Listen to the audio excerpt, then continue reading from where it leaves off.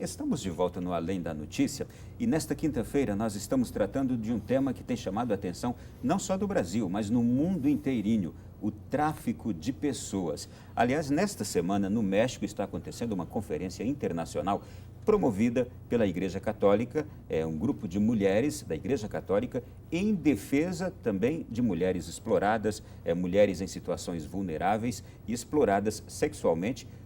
O tráfico dessas mulheres no México, na América Latina e também na Europa, uma conferência que recebeu inclusive o apoio do Vaticano. E nós estamos aqui hoje conversando com o deputado Fernando Francischini, que é vice-presidente da CPI do tráfico de pessoas na Câmara, e chegou aqui agora ao nosso programa Edel Torres, professor universitário em Brasília e autor do livro Tráfico de Mulheres, Exploração Sexual, Liberdade à Venda. Boa noite, bem-vindo, Edel. Boa noite. Nome diferente. É verdade. Um prazer tê-lo aqui no programa. Edel, por que você escreveu este livro? Como o deputado havia comentado, aumentou muito a preocupação no cenário internacional acerca da questão do tráfico, tendo em vista que se trata de um crime invisível. As pessoas não sabem, ou até então não sabiam da existência do tráfico. Era muito comum nas discussões acerca dos direitos humanos as pessoas perguntarem, mas será que essa modalidade existe mesmo? Existe, é muito antiga, desde que o mundo é mundo, a gente tem relatos a respeito do tráfico. Na verdade, o tráfico hoje, ele assume uma nova roupagem. A própria sociedade brasileira, ela foi formada com base no tráfico, só que no tráfico com base nos escravos que vinham da África, e hoje em dia a gente tem essa modalidades novas, na verdade, para fins de exploração sexual, tráfico de órgãos, enfim, como a gente já tem conhecimento dessas modalidades. Parece até uma coisa macabra falar em tráfico de pessoas e tráfico de órgãos. De órgãos. Explicitem isso, por favor, para a gente. Eu acho que é uma coisa nova para muitos ouvidos, porque, inclusive, você disse, é um problema invisível este. Trata-se de uma situação que a sociedade como um todo, ela não tem conhecimento e até por parte também das políticas públicas, seja no Brasil ou até no cenário internacional, não havia um tratamento adequado para essas questões. Na situação específica do tráfico de órgãos, em alguns países existe regulamentação para essa questão da comercialização de órgãos. No Brasil não é possível, ou seja, a questão dos transplantes estão sujeitos a uma fila do SUS que é previamente estabelecida pelo Ministério da Saúde. No entanto, o que acontece é que existe uma redes, na verdade, mafiosas, trabalhando com crime internacional, de transporte desses órgãos. Recentemente, num encontro internacional sobre tráfico em São Paulo, promovido pelo Memorial da América Latina, foi detectada uma situação em que uma criança, um adolescente de 12 anos, em Belém do Pará, essa criança, ele recebeu hormônios, para ter a afeição feminina. Essa criança, esse adolescente foi trazido para São Paulo e era cobrado em relação a um programa com esse menino em torno de 600 a 700 reais. E esse menino estava na fila para o tráfico de órgãos, o tráfico internacional de órgãos. Felizmente, a Polícia Federal detectou essa ação da quadrilha e esse menino foi resgatado dessa rede, mas são situações recorrentes, elas têm acontecido cada vez mais e no caso do Brasil, a preocupação ou a busca, no caso do Brasil, é justamente por isso, transportar esses órgãos daqui para países onde exista uma facilidade em relação ao ordenamento jurídico daquele país no tocante ao transplante. Agora, é demais pensar que pode haver, inclusive, um tráfico de pessoas para serem retirados órgãos dessas pessoas e utilizados nesses outros países? Isso tem, com certeza. Isso ocorre também? Vários casos da gente recuperar pessoas em outros países com cicatrizes de retirada de órgãos. Isso é um novo tipo de tráfico, principalmente depois do avanço da tecnologia mundial na área de cirurgia, principalmente com os transplantes. Verdade. E pessoas compram órgãos, tecidos, pele. A legislação brasileira já está preparada, no caso brasileiro interno, nós precisamos agora preparar do tráfico internacional. O tráfico de pessoas, ainda não existe o tráfico de pessoas para fins de tráfico de órgãos. Então, esse é o passo que a gente vem debatendo em questão da mudança da legislação. Se a CPI terminar e a gente não conseguir pautar o Congresso para fazer essa alteração e adaptar o ordenamento jurídico brasileiro ao ordenamento jurídico internacional, a CPI vai ter dado um passo em falso. Então, por isso é importante. Programas como o teu, os debates que nós temos participado juntos, trazer à tona não só o tráfico de mulheres para fins de exploração sexual, que a legislação anterior falava ainda em mulheres, não falava nem em pessoas. Então, a Polícia Federal fazia, encontrava jovens, homens, vítimas do tráfico para exploração sexual, encontrava travestis, como tem um caso agora que está acompanhando pela CPI no exterior, e não podia enquadrar aquela quadrilha que tinha levado um homem para exploração sexual, um jovem para exploração sexual. Então avançamos. Hoje é tráfico de pessoas. Mas precisamos adaptar de uma forma inteligente e humana a nossa legislação. Não é só a mulher que é explorada sexualmente.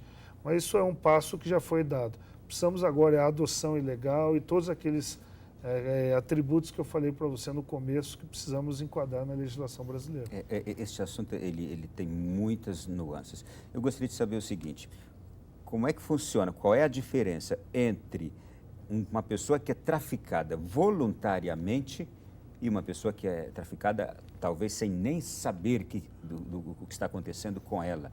Como é que acontece tudo isso? Os relatos que nós temos encontrado a partir dessas pessoas que retornam, que conseguem retornar, porque muitas pessoas morrem por lá e não se tem notícia, mas o que a gente detecta é que muitas pessoas se deslocam do Brasil para outros países, e aí nesse contexto o número maior é realmente de mulheres. Essas pessoas elas se deslocam sabendo que vão para fins de prostituição. Não sabem, todavia, que vão ser objeto de tráfico, porque o tráfico é uma questão de violação de direitos humanos, né? Em que o seu passaporte, seus documentos são retidos. Essas mulheres, enfim, essas vítimas, elas têm uma grande dificuldade, que elas não dominam a língua, elas não conhecem a geografia do local para onde foram traficadas. Então, a grande diferença uma coisa é saber que vai para fins de prostituição, outra coisa é saber que os seus direitos vão ser retirados. E nesse sentido elas não sabem que vão passar por tantas privações.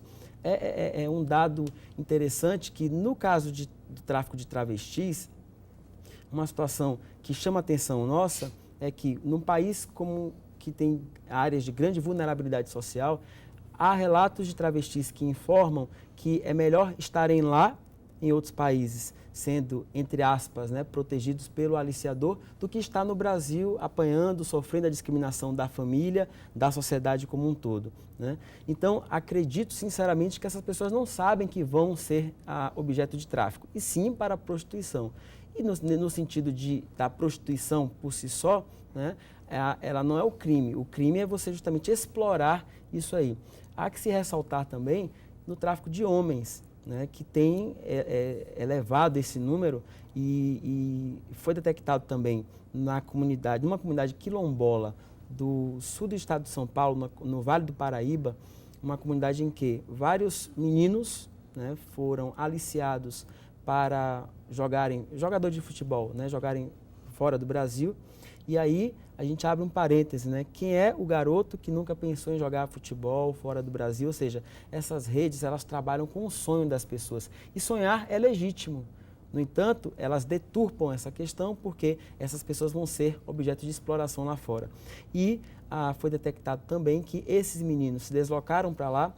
A questão das peneiras, dos jogos e tal, aquilo não existia, mas eles contraíram dívidas, né, com a viagem e tudo, então foram submetidos ao sexo, né, a jornadas de sexo de quase 24 horas por dia, e esses meninos eram mantidos à base de Viagra e uísque. Isso foi relatado, né, nos depoimentos, ou seja, não se trata aqui de especulação não, isso foi uma rede encontrada. Então, nós temos situações das mais diversas, como você bem colocou, isso não se restringe só à figura da mulher traficada, né? Foi também veiculado que existem redes que captam estudantes de gastronomia no Brasil. Ou seja, pessoas que terminam o curso e que têm interesse em fazer um estágio fora do Brasil, que também faz parte, né, de um aperfeiçoamento curricular, quem não busca isso? E essas pessoas acreditaram nisso, foram para outros países para fazer esse suposto estágio e lá caíram na mesma rede. Ou seja, parece que o modus operandi se repete. Né? Essas pessoas contraem dívidas por conta da viagem, elas têm que se submeter a essas jornadas, né, de escravidão sexual para tentarem assim, se livrar pagando as dívidas para poderem retornar. E isso nem sempre é possível. É possível, deputado Edel, identificar facilmente esses aliciadores, isto é, as características de ação desses aliciadores, de conquista? Acho que quando a polícia trabalha direito, sem corrupção, com competência, com estrutura, que às vezes é o governo que tem que dar estrutura, um salário digno para o policial, entender o crime de tráfico de pessoas como importante, porque agora que nós estamos conseguindo trazer para a polícia, dar importância a isso. Antes era relegado ao segundo plano, entendeu? Se investigava tráfico de drogas, assaltos, crimes maiores e se entendia como tráfico de pessoas uma coisa longe da ótica. Hoje não, hoje a novela serviu para isso. Você veja, tem um outro caso simbólico que o Helder deve estar acompanhando, que é o caso da usina de Belo Monte, uma casa de prostituição chamada Xingu, em que as meninas vieram traficadas do tráfico interno de mulheres lá do Rio Grande do Sul, saíram numa van até lá a usina de Belo Monte. Uma delas adolescente ainda, e o casal de aliciadores que mantinham a casa de prostituição tinham quartos, vários quartos em que só cabia uma cama dentro do quarto, com as paredes todas, e tranca pelo lado de fora. Então a jovem era colocada dentro daquele curral, trancada pelo lado de fora. Então era uma coisa horrenda, horrível de acompanhar o que a gente acompanhou. E esse casal já vinha de Tucuruí, eu acho, de uma outra casa de prostituição, de grandes obras, como eu falei no começo, e dentro da área de influência da usina, em que o poder público licitou, colocou aquela área sob o comando de uma empresa, de um consórcio de empresas, e que esses 20 mil homens, é como se fosse uma política de manter a calma e o controle naquela região. É horrível. É voltar, retroceder não sei quantos mil anos atrás, em que o poder público faz vista grossa e alguns incentivam a exploração sexual de uma adolescente e de meninas que vieram para a prostituição, mas não sabiam que iam se tornar escravas naquele local. Então é terrível acompanhar isso, e muitas autoridades da cidade, onde está lá, acho que no Pará, no interior do Pará, participaram da inauguração dessa casa de prostituição com a jovem lá dentro. Eu acho que nós estamos hoje num país moderno, um país que defende os direitos humanos e que a polícia e as autoridades têm que se envolver nesse combate. Acrescentando em relação ao que o deputado colocou, e muito bem colocado, a polícia, não só a polícia, como os diversos atores, né, os agentes públicos, de modo geral, têm recebido capacitação, treinamento para poder identificar, porque trata-se de um crime complexo, multifacetado, é muito difícil, às vezes, detectar a figura do tráfico.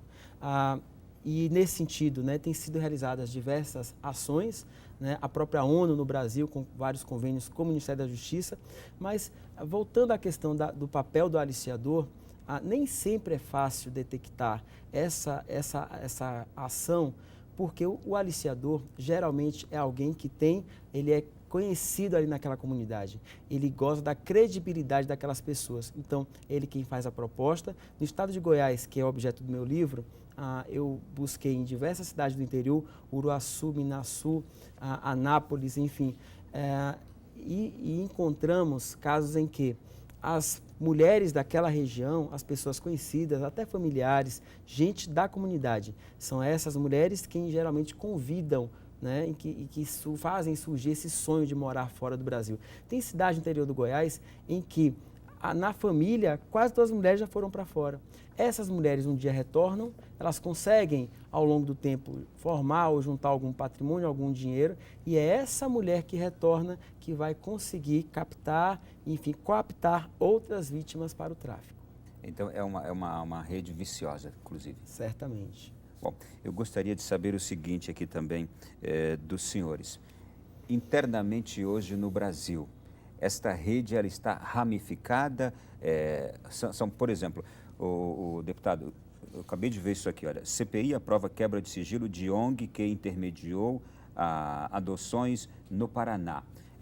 No Brasil, existem redes ou são focos diversos de aliciadores? Não, existem redes para cada tipo de tráfico de pessoas, uma rede especializada. Não existe no Brasil o clínico geral, principalmente que são crimes específicos. O de tráfico de mulheres para exploração sexual, é um tipo de organização criminosa, como bem disse, por muito tempo envolvendo mulheres oriundas do Goiás. Uma grande organização se multiplicou com várias quadrilhas, porque muitas foram, e eram de Goiás as primeiras que foram, e voltavam algumas poucas, com experiências positivas de dizer que ganhou algum dinheiro lá, mas ela muitas vezes não ganhou nada e muitas vezes voltava porque ela tinha que ganhar o dinheiro dela, aliciando outras para ir para lá, porque ela ganhava comissão, participação, né? E isso gerou uma demanda gigante. A Polícia Federal chegou em determinada época, eu acompanhei de perto isso, buscar 2, 3 aviões cheios de meninas que estavam presas na Espanha e tinham que voltar extraditadas para o Brasil. Então, a maioria delas em casas de prostituição em condição análoga de escravo, que eram resgatadas.